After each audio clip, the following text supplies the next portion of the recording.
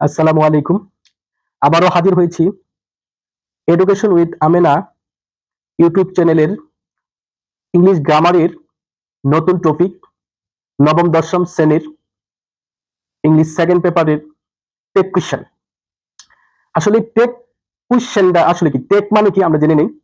Take শব্দের অর্থ লাগানো বা জুড়ে দেওয়া। টেক শব্দের অর্থ কি? লাগানো বা জুড়ে দেওয়া। তাহলে টেক কোয়েশ্চেন অর্থ কি জেনে নেই। কোনো বাক্যের শেষে, কথাটা খেয়াল করতে হবে, শেষে বক্তার বক্তব্যের সমর্থন পেতে আমরা অনেক সময় বলে থাকি তাই কি, তাই নয় কি ইত্যাদি ভাবকে টেক কোয়েশ্চেন বলে। তাহলে টেক অজানা কথা। টেক কোয়েশ্চেনের অপর নাম হলো টেল কোয়েশ্চেন, অন্য ভাষায় বলা হয় মিনি কোয়েশ্চেন।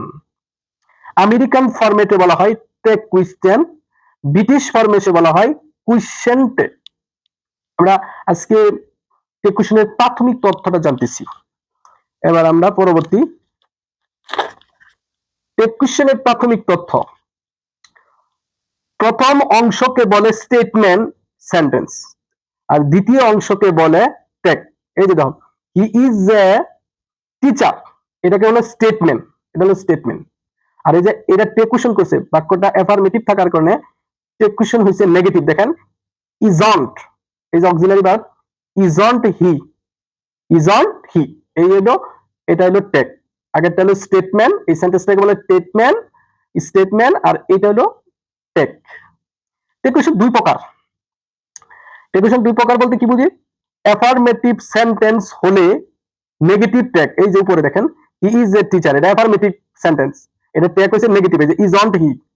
আবার বলছে নেগেটিভ সেন্টেন্স হলে অ্যাফার্মেটিভ টেক। আমরা নিচের এক্সাম্পলের মধ্যে একটু ধারণাটা পরিষ্কার করি।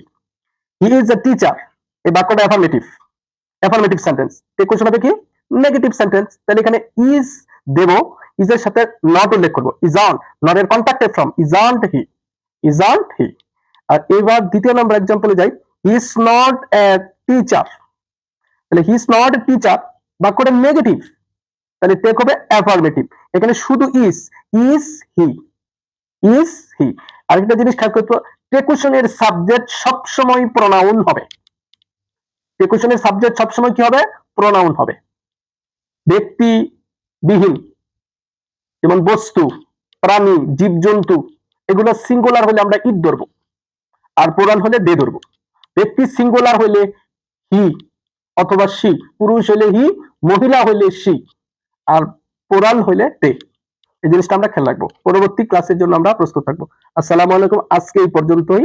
পরবর্তী টিউটোরিয়াল দেখার জন্য আমন্ত্রণ রইল।